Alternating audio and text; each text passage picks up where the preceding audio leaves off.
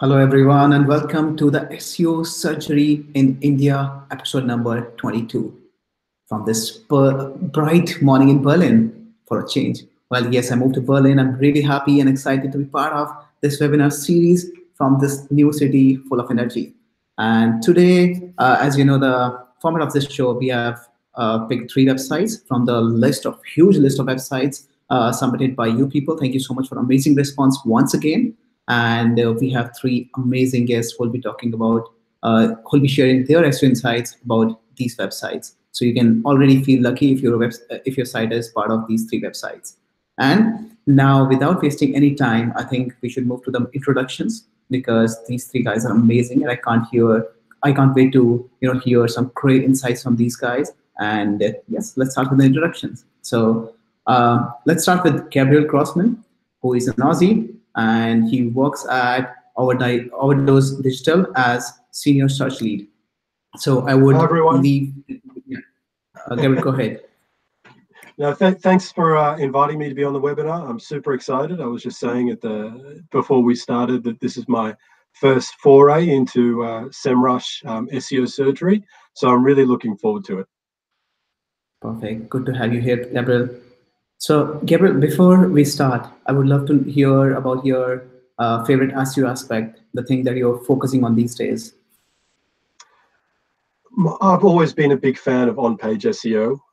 It's getting the fundamentals right. To my mind, there's so many things that you can do in SEO. There's so many complications and often so many roadblocks, passing things through developers, particularly if they're external developers. And oftentimes there are things inherent within CMS frameworks that you simply can't overcome, or at least not easily. It's those small things that we can control as SEO consultants, getting the on-page basics and fundamentals right. And I'm a big believer in starting with that. Don't overcomplicate things. Get the groundwork to a point where it's as strong as it possibly can be before starting to look at the more kind of technical and more creative and more complex issues. So that's typically where I start first with any SEO campaign. And generally speaking, with most websites, there's heaps that can be done, even at a very fundamental basic level. Perfect. That sounds great, Gabriel. And yeah, you said it very right that, done the basics right, because everyone is making things super complicated, but SEO is not difficult, right? It's like bread and butter. So thank you so much for... I think people have the perception that what we do is some kind of brain surgery. It's not as complicated as it seems. Once you really drill down into what it is that we do, it's just about making web pages valuable for people. And if they're valuable for people, they're going to be valuable for search engines as well. Absolutely. Well, thank you so much for that special statement, Gabriel. And once again, welcome to the show. Well, moving to the next expert we have today, and that's CEO of Page Traffic and one of the rock stars in India, that's Navneet Kaushal. So I would invite Navneet to please introduce himself. Yeah. Hi, guys. This is not my first time with Semrush. I've been involved with other webinars also. But yeah, as you all guys know, I love, eat, and drink SEO, and that's what I like to do. Of course, as Gabriel said, SEO surgery is not exactly a surgery we're going to do, and we are not exactly a rocket scientist. So for me, SEO is just how the basics are done right. So maybe if it's an on-page, off-page, I love the site if they are done, basic is done right. So just Google, as we always say to my employees and my clients also, if built for the user first, and of course, search crawlers will come next. So that's why I love to do. My favorite area of SEO would be very hard to pinpoint something, but yeah, as of now, I'm focusing more on the technical aspects of the SEO. There are so many tools available right now. Semrush has gone so much into the technical SEO that I love to do technical SEO, and the insights I give. So some of the insights which I'm going to share with the site which I'm going to audit, those are something which actually makes me proud of my job. Perfect. Thank you so much, Navneet, for the lovely introduction. And it's a pleasure to have you here. Looking forward to hear some really, really great insights from you. Welcome once again. And now moving to the final guest, and that's Dan from Australia. Well, I think this guy doesn't need any introduction. I think he's like, like Shah Rukh Khan in India. He's like, the guy in SEO industry. So, but yeah, anyway, for those who are not familiar with Dan and his presence in SEO world, so I would like to invite Dan to introduce himself now. Thank you very much. So my name is Dan Petrovic. I'm the managing director of an agency in Australia called DEJAN. Our history goes back to days of link building, and that is one of my old ace skills. So I know link building is quite popular in India, so feel free to ask me anything about that. I'm not traditionally an on-page guy, but of course I've naturally evolved into that as well, and have some, in terms of current interests, in addition to my current obsession with hacking Google Discover feed, which is technically not even SEO, but it is a source of traffic. I'm pretty busy with modeling improvements of traffic based on non-ranking improvements. So a lot of people ignore the fact that you can increase the number of clicks you're getting based on improving your CTR, just like you would do with AdWords. So I've got some really nice frameworks and tools that are helping with that process. And I guess the third one of my passions, which people usually get wrong, much like link building, is content. Most people don't know how to do content for the web. And this is where I come in with some pretty strict philosophies as to how the content should be. And that about sums it up about me. Cool. Thank you so much, Dan.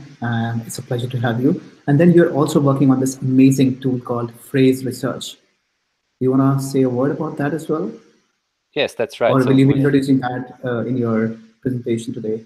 We will not be using it in the presentation today because we didn't have access to the website's data, so Search Console. Right. If we did, we would have gone into all the details about that. But basically, phraseresearch.com is a tool that you can link up with your Search Console data, and it'll tell you if any of your queries are getting unusually low click-through rate, and it tells you how much you can improve your traffic if you fix your click-through rates. It also combines that with query to URL mapping. So you can actually see which URLs can gain traffic if you improve the CTRs. So the next level of, I guess, the projections is based around movements.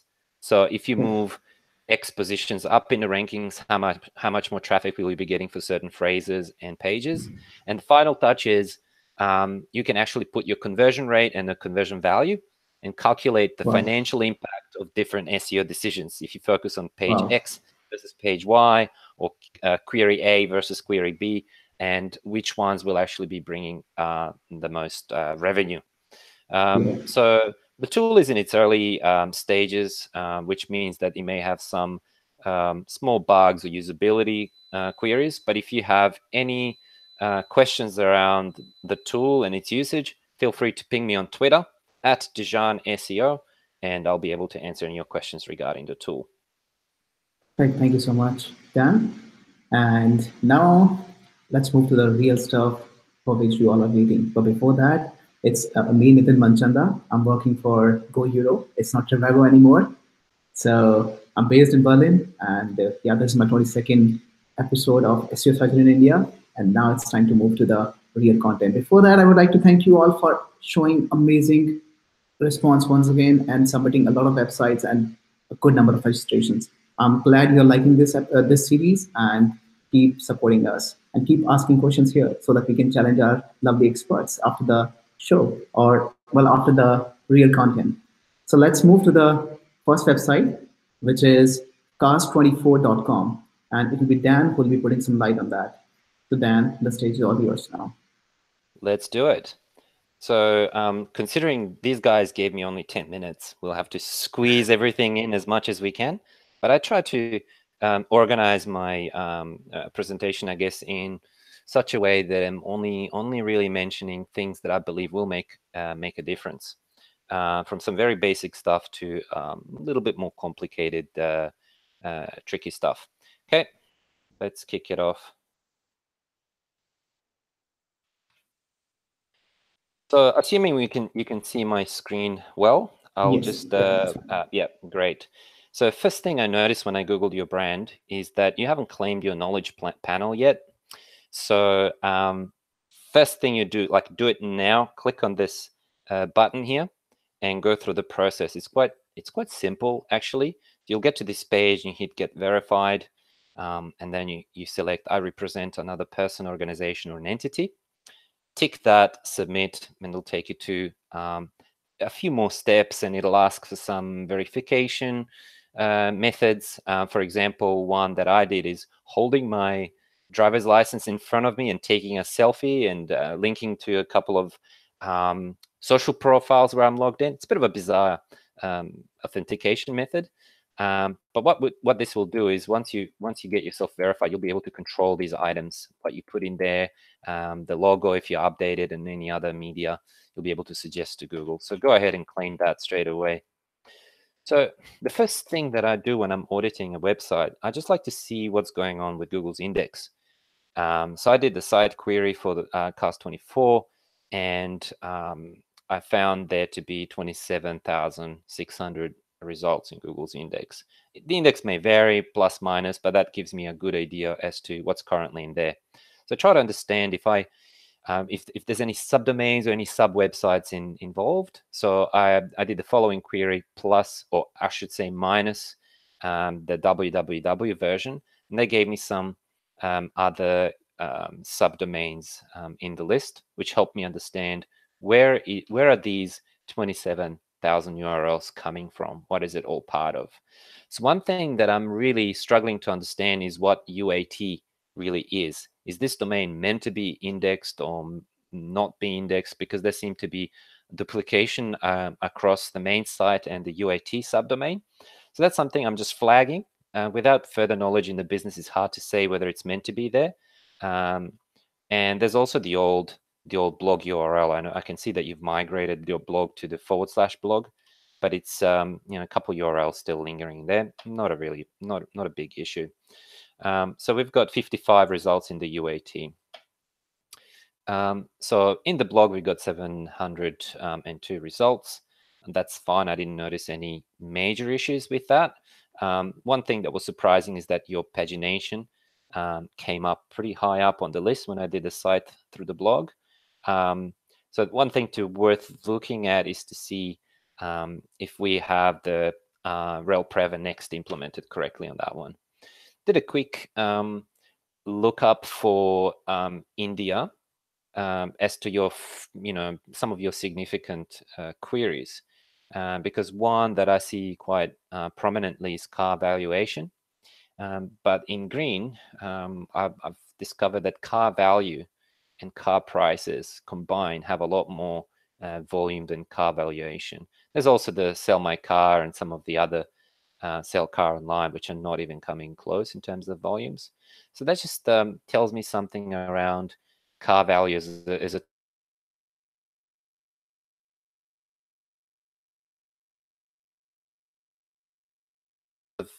targeting. There's potentially multiple URLs that would be seen as appropriate for landing, including the homepage, value car price. It's a little bit confusing. Maybe make a choice.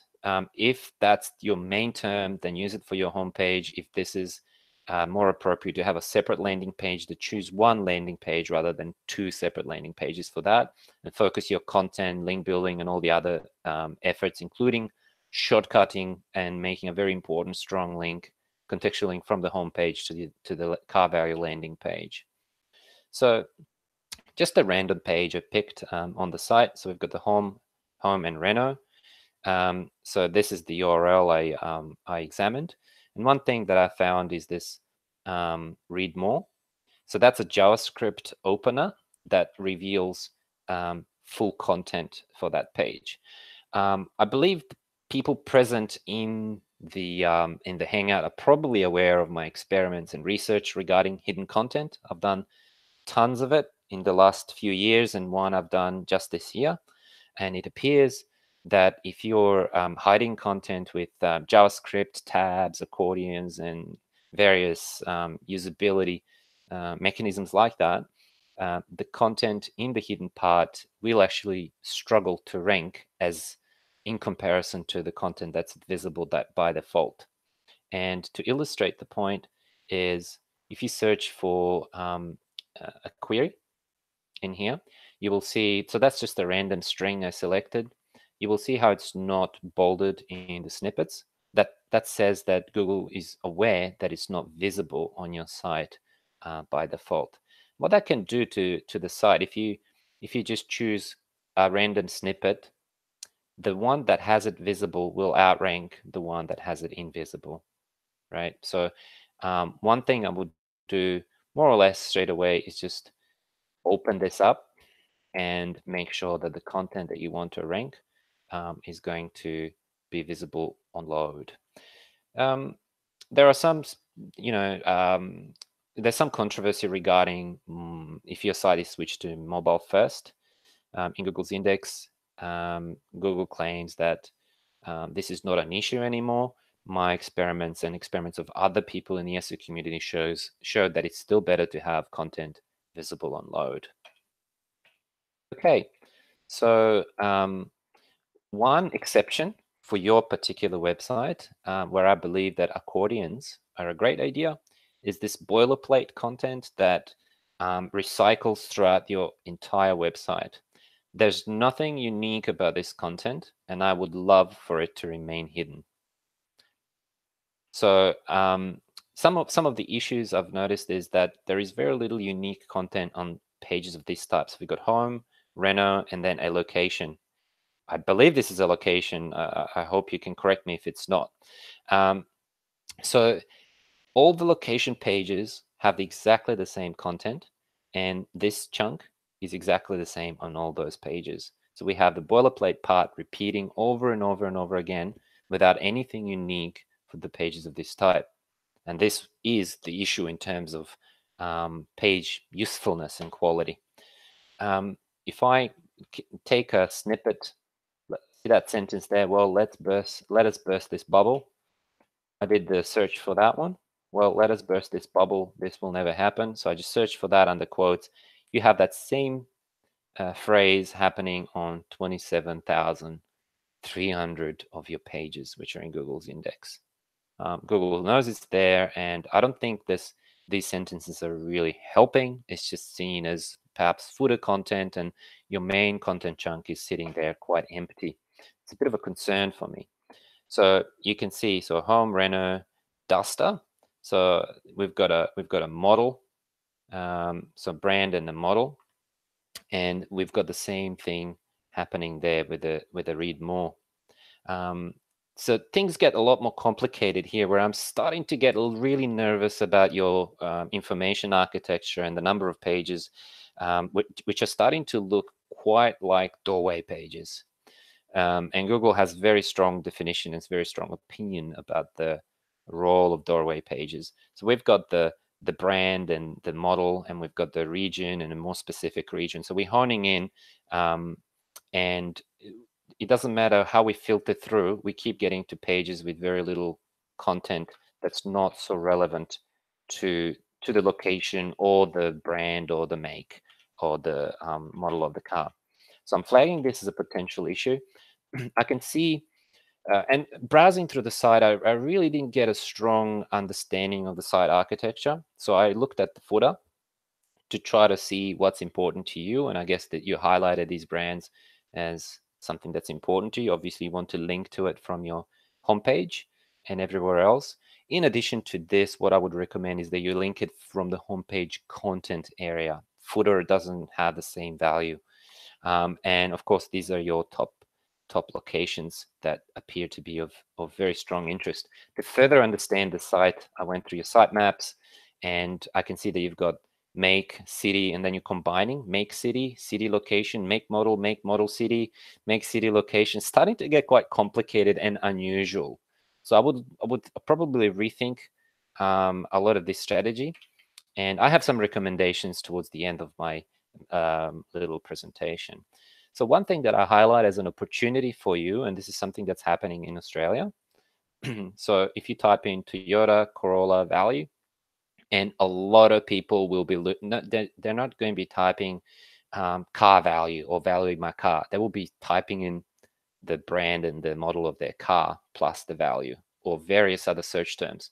You have a huge opportunity to surface up as the 0th result on top of everyone else if you just have the format in the right, the page in the right format. You might think, well, if we give the prices straight away, Google will just pick that up and will not get any traffic. It's not quite true, because people will want to find out more, and you can put a call to action item in there in your title and invite people to value their own car to see if it matches with the prices presented in there. So I think you have an enormous opportunity for featured snippets, which is what this is.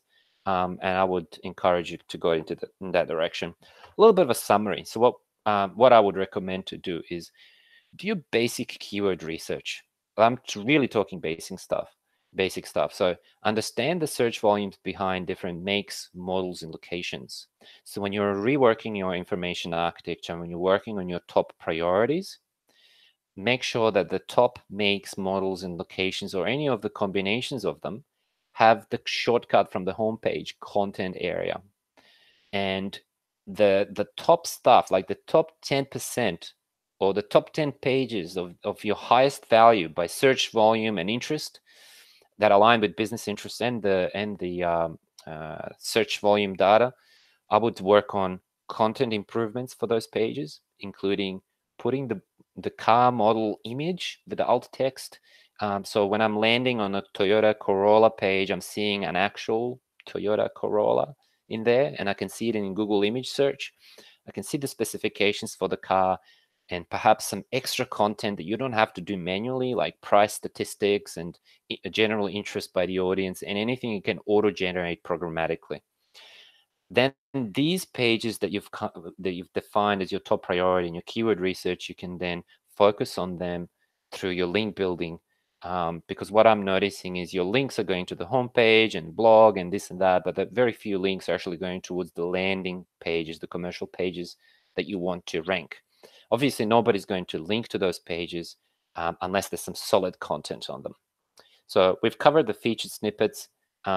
And getting into featured snippets is not that difficult. Just split your article up by headings, include some tables, some price points, and put bullet points in. And that tends to incentivize Google's algorithms towards putting you in the featured snippets. And the final point, which is quite important, because you've got some unique content happening for a lot of sections and you're hiding it behind read more. I would unlock that and test the impact of that on your not rankings, but on increasing of the number of queries and phrases that lead to your website in comparison to when you were hiding the content. And that's the summary, and that's it for this particular domain. Thank you so much, Dan. It was really, really interesting. Well, you covered a lot of interesting sites, for example, about hidden content, and then you also shared some key tips about feature snippets, which is not rocket science, as you mentioned. And yeah, so definitely that was, I think, really useful for the person who submitted this website. So thank you so much once again. And now I would like to invite Gabriel and Navneet if they have something to add for this website, which Dan didn't cover because of time constraints, or probably that's not his cup of tea. So guys, go ahead if you want to add something here. Yeah, I feel like Dan covered off the main issues there. The big one that really stood out for me from the time that I spent looking at the site, if you navigate down to the footer, you can see that there's a large number of pages that are basically combinations of car make and model and then location. So it really does drill down several levels deep. And as you go down, so once you've got car make and model, and then you've added that location as that maybe third qualifier, those pages are essentially all templated. They're very thin. There's no unique content sitting behind that. And it makes it feel like, as somebody obviously with SEO experience, that these pages have been driven and are generated purely for SEO purposes. They don't serve any value to the user arriving from search, which is obviously a big problem. And that's the sort of thing that Google are on the lookout for. That's the kind of thing that could see your site demoted. So I would really just prioritize only serving those pages that are going to be of value, not just simply building out, hundreds of pages for the purposes of ranking for every single possible combination of keyword. Thank you so much for adding that, Gabriel. That was really useful. So do not create internal competition. Do not cannibalize your pages. So yeah, that's a very good tip. And I think Navneet wants to say something. Navneet, go ahead. I think it's pretty much covered all. It's mainly coming about not going into million of pages. So just like we do link pruning, we might have to do content pruning so that to make the site look healthy. If we would even see that there are too many thin pages content, which seems to be the main issue right now. So of course that needs to be taken care of, because most of the time what happens is when sites like this comes to us, the people, they would say, oh, we have millions of pages, or let's say thousands of pages. How would we do that? So I would say, what good are those pages doing if nobody's going to visit them? So that's the first thing. So you have to decide, do you want to make the whole site fix immediately, or do you want to do it in trenches? So I would recommend doing in trenches rather than waiting that I don't have a writer or I need unique content, not possible. So that's my 2 cents. Cool. Thank you so much. That was more than 2 cents. Thank you so much. All right. Yeah. So I think then we can move to the next website, which is theclassyhome.com. And it's Navneet who'll be talking about that. So Navneet, the stage is all yours. Keep going, sir. Yes. So I'll just load the site. Yeah. Okay. So the site which I got is different. Yeah. Can you guys see? No, your screen is not visible right now. Yeah. Can you see my screen? No. Hello? It's all black for me. No. Cannot see your screen. Can you see the screen? No, it's all black for me. So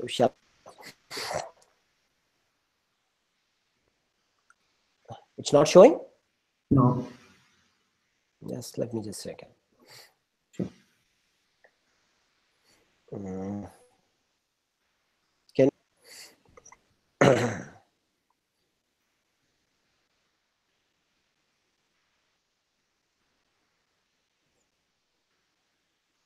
Or maybe while Navneet is fixing the technical issues at his end, maybe we can start with Gabriel. Yeah.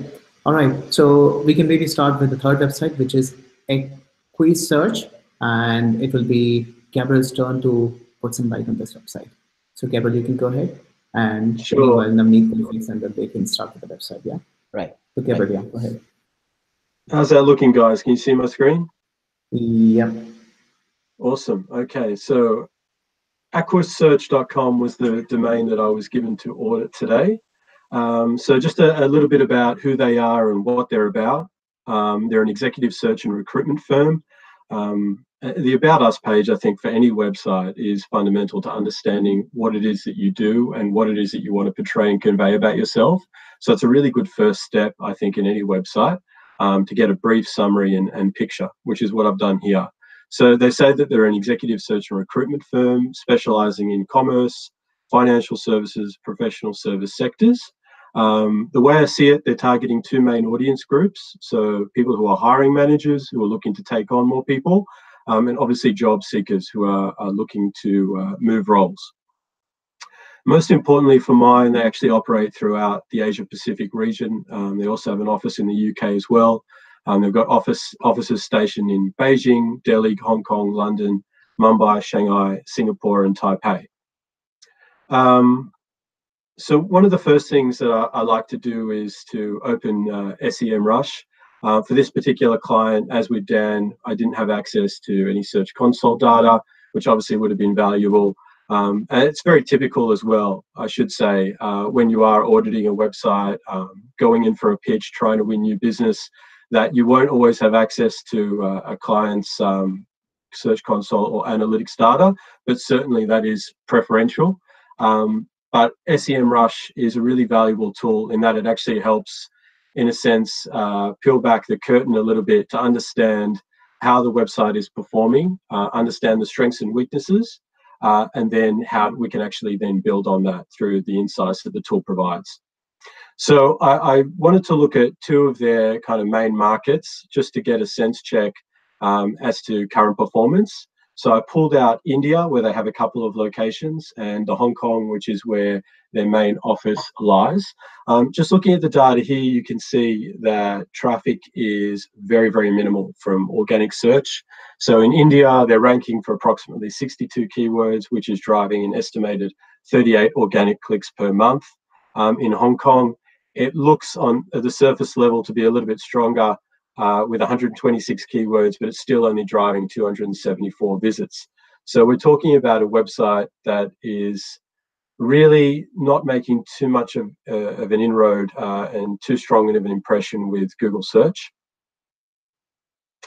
Looking a little bit further within Hong Kong and drilling down into their ranking keywords, what really stands out is that the single keyword that seems to be driving virtually 95% of their traffic is their brand term, which is of course something that you would hope that any website owns and is ranking for. It's on the rare occasion that a site will not rank for its own brand, and generally when that happens, it's because the site's been penalized, so there are much larger issues at play. For my mind, when it comes to SEO and where I feel like what we do really makes a difference for brands is in increasing the amount of visibility for the unbranded queries. So any search that doesn't have obvious branded intent, that's where we can put your brand forward to an audience that may not already be familiar or may not be thinking about clicking on your website, and then hopefully convince and compel those users through messaging within the SERPs to actually click through to your website and then transact in some meaningful fashion. So looking further within this set of keywords from the Hong Kong example that I've taken, there's only 3 particular keywords or 3 or 4 keywords which even rank on the first page. And the keywords like lawyer salary Hong Kong, accountant salary Hong Kong, which are actually really quite valuable. There's a reasonable amount of search volume that sits behind that. And certainly I think that's something that they can build on. We've seen that there is then an opportunity for a site, even as small as this one, to rank for combinations of things like job type or recruitment type plus location. At a fundamental level, as I said at the top of the call, the number one thing that you need to do as a first step with any campaign is just to look for any of those SEO fundamental 101 issues that you can resolve off the bat. So in this particular case, I've run a little bit of a crawl using the Semrush site audit tool. Why this is fantastic is I think this actually opens the door for people who maybe aren't as technically savvy in SEO. And it makes it so much easier for those people to very quickly get a grasp of how a website is performing. If there are serious technical issues and impediments which may be inhibiting a website's ability to surface in Google, it's simply a case of starting a project and running an audit, and then you can get a very quick insight into that performance. So that's what I've done here. And a couple of the main issues that strike me straight off the bat are around having things like duplicate meta descriptions, duplicate title tags. These are still very, very important signals, particularly title tags to Google. They convey relevance.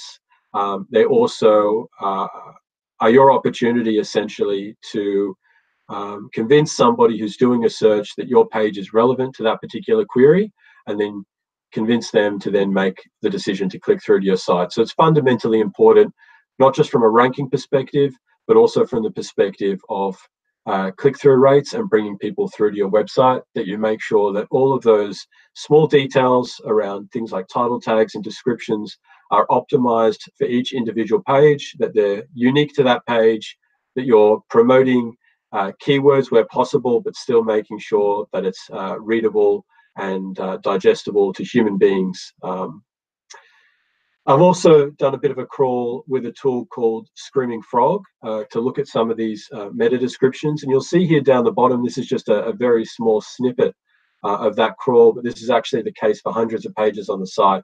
They've got some really kind of odd URLs that are being built around jobs, things like compliance salary survey 2018 jobs, and other URLs down the bottom, which don't appear, at least at a surface level, to really make a lot of sense. And you can see what they've done with their meta descriptions is they've tried to actually template that process out rather than go to the trouble of manually crafting meta descriptions which make sense. So what inevitably happens in cases like this is you'll read a meta description and it just doesn't read well at all. Things like AquaSearch is a leading APAC recruiter and a leading provider of jobs in compliance salary survey 2018 just simply doesn't make sense. So what I would suggest is going through those pages, making sure that you strip out the ones that shouldn't be there. And for all those pages that you deem to be valuable, really take the time, particularly on those high priority pages that are going to be driving the majority of organic search. Take the time to develop those title tags and meta descriptions. As we know, it really is a basic thing. It's inherent to every single website. Every single SEO consultant will look at this as a first step. So I'm only talking about basics at this level, but it is important to get those right. The next thing that I wanted to look at just quickly is around the fact that AquaSearch, as we said, is operating through multiple countries and continents. However, what I've found is that the website doesn't really take that into account. If you look at the way the domain is structured, it's on a .com domain, and they don't have content that is, I want to say, unique, but also tailored to specific regions and language preferences. Right now, everything's in English, and it's a one-size-fits-all approach. Whereas I think if you do searches within, Google Hong Kong, for example, and you put in something like legal recruitment Hong Kong, what strikes me is the fact that you'll either have domains with a TLD that relate to that particular location, or they'll have built subfolders devoted to that particular area, like you see down the bottom here. And I think that's something that we could very easily replicate on this website. So you would have a subfolder for each region and location variant. And then within that, you could, in a sense, duplicate content across the site, but ensure that you're also giving it its own local flair as well. And if you are going to serve content in different language, make sure you're not just using a Google Translate tool, but that you're actually going through to the trouble of hiring somebody who is a native speaker who can translate that content so that it is going to make sense to people who are comfortable speaking that language. How we bypass any issues or concerns of duplicate content is by using what's called an href lang tag. It's essentially a tag that Google allow us to use to specify to search engines that certain location is relevant to certain continents or certain countries and certain languages.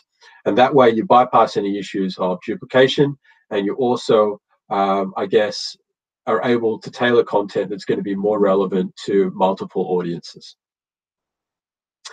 The next thing that I want to talk about is an opportunity really to expand the amount of content on the site. We spoke already about the fact that the website's currently receiving very few organic clicks, certainly very few clicks coming from unbranded queries. Thinking about what you can do to develop content at maybe a higher funnel level. For example, if we're talking about job seekers are going to be thinking about how best to interview, how to prepare their resumes and cover letters. They're also going to want to be understanding really detailed information that relates to different occupations that they may be considering. So how popular are those occupations within each of the different regions, maybe a salary guide or expectation of how easy it may be to get a position in those areas. That sort of information is going to separate you from the field. I've got an example here from a very popular recruiter called Michael Page, who developed that type of content. We can use competitors, I think, and imitate some of the best strategies that they use, but obviously we have to then develop on that and build on that ourselves and ensure that we're doing something that's either unique to us or we're recreating that same strategy, but we're doing it far better than they can, so that we can then demonstrate to Google that we are the authority and we are deserving of those first place positions. Another thing that you should really be investing in is ensuring that you've got dedicated occupation listing pages set up on your site, because this is what's going to be driving a lot of that generic unbranded search. Somebody who's searching, for example, for a secretary job in Hong Kong or India or the UK, you want to make sure that this is the type of page that they will land on. So at the moment, you have something that's a little bit similar to that, and you'll see the screenshot to the left here. However, it's only really discoverable, certainly to humans at least, from this faceted navigation on the left-hand menu once you navigate to the jobs page. It's certainly not something that's been promoted within the main navigation or even within the footer navigation. And so you're really doing yourself, I think, a disservice in this regard, because, as we said, these pages are going to be critical to driving SEO visibility. You want to make sure that you are internally linking to these pages and that you're also essentially surfacing these within your main navigation and giving them the respect that they deserve. The other thing that you'll need to be doing is ensuring that you are doing the basics and fundamentals on these pages properly as well. So you can see, although this is the URL speaks to the fact that this is around secretary jobs, we've got a team assistant result over here. The actual heading just speaks to it being a search results page. If I'm a user and I'm arriving from a search and the first thing that I see is search results, I'm more than likely going to simply click off the page. So make sure that you are confirming your relevance to users and to bots, and that you're doing your utmost to convey contextual relevance on the page as well. There's also an opportunity, although I haven't inserted a screenshot, but within expertise, where this company likes to go into great detail, I think for the purposes of hiring managers, conveying the types of, I guess, job areas and industries that they recruit for. They do have certain roles that are inherent to those particular industries, but at the moment they're just text that sits on the page. There's no internal linking that sits behind that. One very easy thing that you can do immediately is to turn those into internal anchor text links that will then navigate users through to these types of job listing pages. It's a great way of distributing authority around the site and ensuring that these results aren't just simply discoverable from these menus, but that they're actually given the respect they deserve within your on-page content as well. One big ticket item that you can do is you can really play around with schema and rich snippets for this type of website, which is really exciting. Google has a structured data that relates to job posting web pages specifically. And if you are deemed to be a candidate, and if you've marked these up correctly, you run the chance of having your website and your listings featured within Google search result pages itself. So things like your logo, reviews, ratings, and job details will actually surface within Google, which is super valuable. It's a new avenue for job seekers to interact with your postings and obviously click through to your site. Looking within Aqua Search specifically, these particular schema or rich snippets are available to Google in the Hong Kong, India, Singapore, and UK regions. So there's certainly ample opportunity to start doing that already. There's also opportunity to incorporate structured data around occupation schema for their salary information guides as well, and salary information on job listings, which is something that I would certainly encourage. They can also add schema to other sections of the site, like around their location pages, around their homepage for their brand, to specify the type of site that they are. And I would definitely encourage them to do so and really take up as many of these opportunities as they can. Not all will immediately translate to rich snippets within Google listings, but what will happen is that over time, hopefully Google will start to assign a higher weighting to these rich snippets. So you're certainly setting yourself up and you're future-proofing your website to utilize and exploit these opportunities to their fullest extent. Just finally, one thing that I think that you can look at is reducing what I'd call site cruft. So when we say cruft, we're talking about web pages that at the moment are visible and crawlable and indexable to Google that really provide no value to search engines and no value to users arriving from search. So one thing that we know about Google is that they have limited crawl budget, which means that they can only spend a limited amount of time on your website. What you want to do is set up a plan so that when Google or any bot arrives on your site, essentially they are directed to your high value pages, to the exclusion of any page that really should not be surfacing in Google itself. That means that you're using Google's crawl budget to its most efficient use, and you're really making the most of the short amount of time that they have to devote to your particular site. So examples of cruft include, and I noticed this from looking at the site's XML sitemap, You've got almost 500 URLs sitting within the XML sitemap right now that are essentially job listings that have long since expired. So obviously there's really no value to somebody who's looking for a particular job. Say they're looking, in this example, for a legal counsel position in Singapore. They arrive on the job listing, all excited to find out more about the position. Then they're immediately confronted by these big buttons over here that inform them that the job has expired. It's not a great user experience, and it's certainly not the best use of Google's time either. Other thin and low value content pages that we'll fairly regularly see are around your blog. So you've got Gabriel, last 1 minute for you. I'm sorry to interrupt. Last 1 minute for you. Yep. So you've got blog date archives and blog tag pages. They're really thin. There's really no value in including these. So simply prune them. Make sure that you've only the best pages are included within your XML sitemap, and develop an HTML sitemap, which is a client-facing sitemap that will highlight and promote these high-value pages as well. Thank you very much. That sums it up for me. Please, I encourage you to check me out on LinkedIn or send me a tweet over Twitter. I've got my handles over here. And should you have any questions, I'd be happy to respond. Thank you so much, Gabriel. That was really, really interesting. And well, I missed taking the time, and then we are running out of time now. And I remember you said that, you know, I won't take even 10 minutes. I can wrap everything up in like 8 minutes or something. And I told you, dude, you're going to take 10 minutes at least. And that's what happened. You took 15. Oh my God. But it was worth it, wasn't it? It was 15 minutes of quality. Yeah, absolutely. Sorry about that. So no worries. It was really interesting. Thank you so much for sharing such amazing insights. And now it's Dan and Navneet's turn if they want to add something for this website.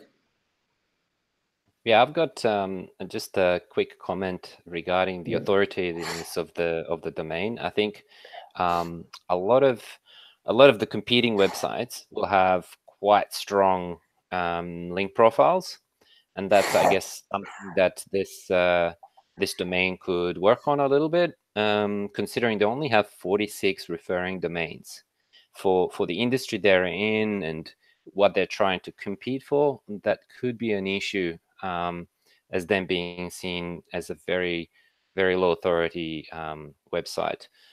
Another quick point I'd like to make is that their job descriptions are often, I did a quick search for a random string and I found the same sentence on other websites, including job.alibaba.com and some of the other job websites. So some form of strategy of unique descriptions might be helpful for them. You know, some of the sentences I looked for are really, really obscure, like quantitative modeler with experience working on derivative pricing. I searched for that and I'm seeing 562 results, and these guys are not in the top page. So that is something that I would flag. In addition to low link profile, I would flag as an issue. That's it from me. Thank you so much, Dan. That was really interesting. I'm sure the webmaster of this website will be super, super happy if he or she is watching this episode. So thank you so much, guys, for adding a lot of interesting insights. And now I think Navneet is ready with his website. His screen share is working fine. So let's not disturb him. Let's give him his own space. And yes, Navneet, the stage is all yours now. And Navneet will be talking about the classyhome.com. So go ahead. Yeah. So the difference with these sites and other sites was that other sites, of course, are very. This has done a lot of things correctly. So it took us little time to understand what went wrong. And I'm gonna share some of the sites insights and also gonna go through some of the updates which Google, and it happened after Google Matic updates.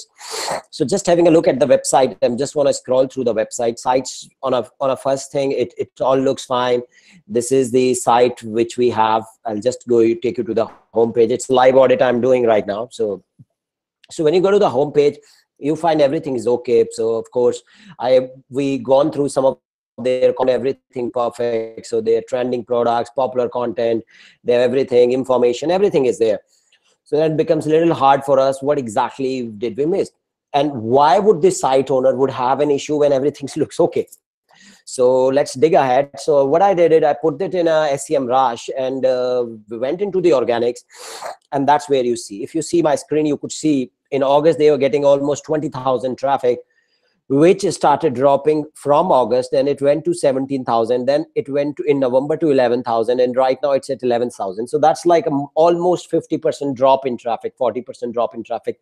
That seems huge. And we said, what could be the reason? I mean, they have still a good traffic, but what could be a reason? Because like other sites which failed to make up in top 10, this is one site which was getting healthy traffic, and then suddenly it fell down. So we went ahead and we found that what exactly that could be. So let's see some of the reasons what it could be.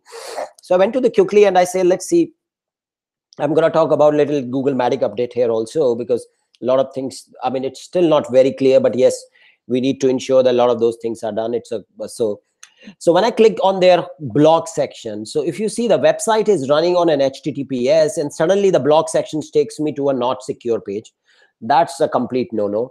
And then I scroll down and I see, I don't know, these pages are taking to some other site. So there seems to be an ad running, and then there comes your blog. So all these blogs, and then if I take a link, this online furniture store, this actually takes me to a non-www version, which of course does a 301 to a homepage, but I see it absolute necessity to do it.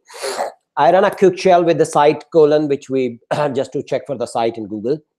So I found there are 72,000 pages listed in Google, which seems a lot, but of course, with the keeping the mind in the trend of this industry, that's okay. Then I try to find out how many pages has HTTPS. So to my surprise, it actually turned out 74,000 pages. So it's like there are some pages which are outside the main domain, which are ranking. So inquisitively, I just tried to and asked for the URLs to show me the URLs which are non-www. And here what we got a URL, we got a whole test domain indexed in Google. So I opened this test domain and say, what exactly is this test URLs? So I discovered that these are exactly the test URLs of the website, which is actually running online. Pages has not been indexed. For example, I ran it, the homepage also opens on a test.classyhomes.com. However, it doesn't not index anymore. But as we go back and if we see, the number of pages which are indexed are 4,720. 4,000 test URLs are indexed, which are creating a thin content issue and of course a duplicate content issue. This seems to be one of the big issues. Another issue which we found was the blog section, which was not there, which had these canonical issues, www and HTTP and HTTPS. Instead of using a screaming frag, I bought the big daddy, in which we call as a deep crawl. I'm sure some of my panelists would know the deep crawl. So I ran this website on deep crawl, and so we tested the homepage, and we saw the homepage speed is fine, 85 in mobile and 90 in Google desktop. It looks all okay. But then look what I found when I go to this. So you see there are inner pages which have a very, very high load time. There are 3,000 pages which has a very high load time. There are missing titles. Almost 2,000 pages has missing title. This just to show you, of course, duplicate body content is something of an issue. But the main issue which was there was this. I still was intrigued that what actually, is there something more? This is just basics. So I went ahead and I tried to see what actually could there be is the reason. So I went to the backlinks of the site, and I found that the backlinks gap is there, which surprising, if you see, the backlinks of the site are actually increasing. I mean, I went ahead and picked some of the competitors. So I'm just going to pick some of the competitor based on their number of keywords, how much they are overlapping, again, using the Semrush tool. So I found that these are the furniture cart, home living furniture, furniture pick. These are the three websites which has the maximum number of keywords overlapping with them. And if you see, Classy Homes has 49,000 backlinks, Furniture Cart has 39,000, Home Furnishing, of course, 76,000. So in fact, if you see, the backlinks are increasing for the rate for these for the Classy Homes. So that's one thing which I see, but still not something satisfied with this.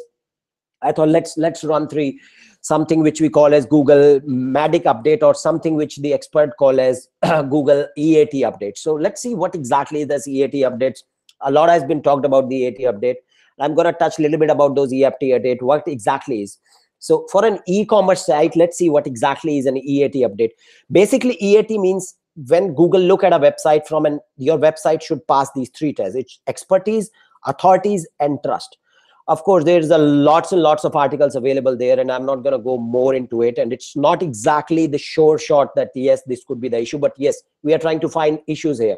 So this seems to be a matching with an update which came after August, which was Matic update, and with each EAT update which the SEO community claimed it to be, the sites start losing their traffic and their organic rankings.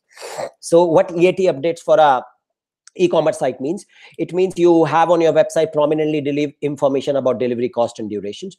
So I'm going to read some of these, and I'm going to go back to the competitors and see, do they have that, what the here is lacking, just to add on that.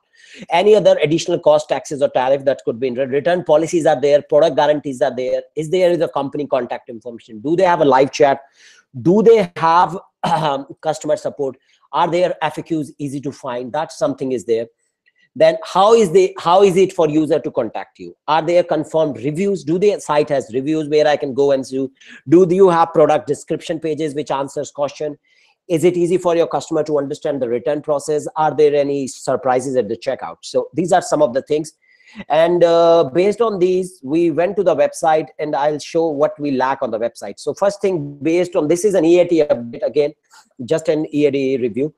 The site lacks phone number primarily on their homepage. So I went to the other websites, for example, this furniture pick, they have this number on the top. So you see a call now. I went to the another of their site, Home Living, they have their toll free on the top. I went to Furniture Cart, which is another website, they have their phone number on the top. So this website doesn't have a phone number which is prominently displayed, little hard. In fact, if you see, then I went down, of course, I told you about the problem about the contact. Then I went on, say, do they have a reviews which are integrated into the website? None. So let's see if their competitor has some of the reviews which they have integrated it. This website has furniture reviews. And then I went to the other website. So of course, the Home Living Furnitures. Home Living do have a review section. They have a whole review section which they have. And they also been through some of the sections which I've seen. They have incorporated some of the social channels also. And then we went to the another website, which is Furniture Cart. So Furniture Cart has incorporated Trustpilot, and they also have a review section integrated on those sites. Some of these websites has reviews which are incorporated in their website itself. So one issue which I found was this, the site was not very clear, very forthcoming about these things. Of course, they have free shipping, max AppSy, and it seems they have been reading something about this EAT update, because some of the changes which were not there, I found that yes, they have done that. Some of those changes also, which I found. But basically, I would say the site seems to be having more of an issue, which seems to be these canonicals. And yes, the link rise needs to be a little bit controlled, and the blog sections, if I open some of the blog pages, just so that are the blog pages all right. So I find this is just one blog post, so it all seems okay to me, except if I were you, I would not get rid of these archive sections and maybe have these blogs, but rest I couldn't find. They have internal linking on the blog, so everything was there which they would have fine. But of course, there are social shares which are missing on the website.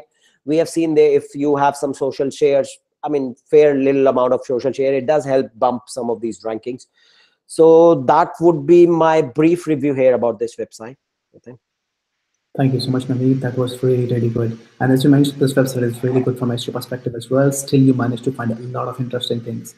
And that's the purpose of this series, where we're talking about a lot of interesting things from basic level to advanced level, as Dan and Gabriel also mentioned about a lot of things. So thank you so much for sharing a lot of interesting things. And now I would like to invite Dan and Gabriel if they want to add something here. I have only a small one to add, but it could be a serious issue for them. Don't spam other blogs with your comments, and with Classy Home as your name. How I found that is I noticed that nearly 15% of your link profile are no follow. That's a bit higher than I normally see, and I just went in to have a look, and I discovered a number of pages where dating back to 2016 even, where You just leave a short comment. I'm reading one saying, "I love the kitchen and jungle wallpapers are also beautiful. Full stop. Classy Home says." Yeah, don't do that. That's not really useful. And it could potentially jeopardize if those links are actually do follow. In terms of the ratio of links, it looks like your link profile is growing steadily. There's no sudden spikes. It's just that one item to keep an eye on. Thanks for that, Dan. Gabriel, do you have anything to add here? Yeah, just for me, just a small one. This website, I think you sent it to us with an HTTPS prefix. I clicked on the link, immediately got that big splash page in Chrome saying this site is not secure. Like, move away, it's unsafe. It makes it look like it's a spam website, essentially. You immediately lose all trust. It's, I think, becoming increasingly rare for large e-commerce websites not to have adopted HTTPS protocols. It certainly conveys trust to the user. When you're asking people to fork out their credit card details, it's certainly something that's recommended. It's also something that Google are advocating for and is a minor ranking factor as well. So I think that's something that they should definitely look into. Perfect. Thank you so much for writing that, Gabriel. So now we are running out of time, but we'll take like 3-4 more minutes to answer a few questions. So we have some really amazing questions here, which we don't want to miss. So let's start with the first one. Well, that's the question for Dan, because Dan was already talking about link building strategy a bit. So maybe he can put some light on, some link building strategy for news/media site, where one posts 500 plus articles every day. So what do you think about it, Dan? Yeah, the strategy of getting 10,000 proxy servers is certainly not the correct one. But we're talking, so first thing I have to say is that it's very unusual to publish 500 plus articles, even for a very big news website. I'm not going to go there. Let's just say you have a really good reason for doing that. So when you need to work at scale, there's no manual link building involved. So you need to rely on automation. And automation is not too scary. What I'll do is just share my screen quickly and show you my workflow and what I've done with myself and my clients in the past. Let's say you choose your platforms like content syndication, perhaps Reddit or some of the main advertising platforms in terms of social media. So you run ads, A/B test them, split which one works better, and optimize your spend as you would normally. And you're sending people to the content in hope that they'll talk, link, and mention it. And then after that, you run a small remarketing campaign reminding them of that content. Now, you're not sending everyday person to this content, but you are creating your custom audiences. Let's say in Twitter, you create a custom audience and you're targeting journalists and bloggers only. So you can do same thing in Facebook and LinkedIn. LinkedIn is very good for targeting, but a little bit expensive. Facebook's probably the cheapest option. Twitter's somewhere in the middle. They don't have as good targeting platforms, but certainly worth a shot. So if you have, 500 new articles published every day, and you want to try to trigger influencers to blog about it and link to it and reference it in their blogging, or other journalists to mention it, I would definitely run LinkedIn, Twitter, Facebook ads or content syndication campaign. Just reminder, one light touch you can do to remind these people, if not ready to write about it and mention it, small remarketing campaign for everyone who's landed. And we're talking really small campaigns, maybe up to 100 people being targeted. Thank you so much, Dan, for answering that. That was really interesting and very detailed as well. Well, there's one more question. So, Dan, because you're already in flow, so I would ask you to answer that question real quick. That would be the last for the day. And this is about chatbots. So, as you know, everyone is moving towards chatbots. So, this question is about how would you strategize your SEO to make sure that you're working with chatbot bot as well, but then also you are able to safeguard your SEO job. So this one also for me, yeah? Yeah. Yeah, sure. So basically the chatbot exchange is like free keyword research. because you want to capture what people are typing in. What are they actually entering? And you want to collect this entire data set of all the queries being typed in the exchange. Take that massive data file and process it, simple language processing, and look for queries of interest. And this then, and of course, not just queries, but also phrases. So this can lead to keyword discovery, for broadening your keyword strategy by adding keywords you haven't considered before. And on the other side, you have very good opportunity to generating quality Q&A content that's relevant to people. So basically using the chatbot data to create Q&A section of your site with all the markup and structures and everything else in place, that is now feeding organic traffic to your site. So it's kind of like chatbot engagement leading to keyword broadening and fresh content for the site in terms of Q&A. And that, of course, can lead to special search features, like in Google, if noticing Q&A stuff, we'll give it a special mention markup or even featured snippets in some cases. All right, thank you so much for answering that as well.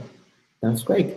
So I think then we're done. We're done for the day. Thank you so much, everyone, for asking such lovely questions and amazing response once again. There are a few questions which are unanswered here, so feel free to catch me or Navneet or Gabriel or Dan, any one of us, and we'll be more than happy to answer your questions.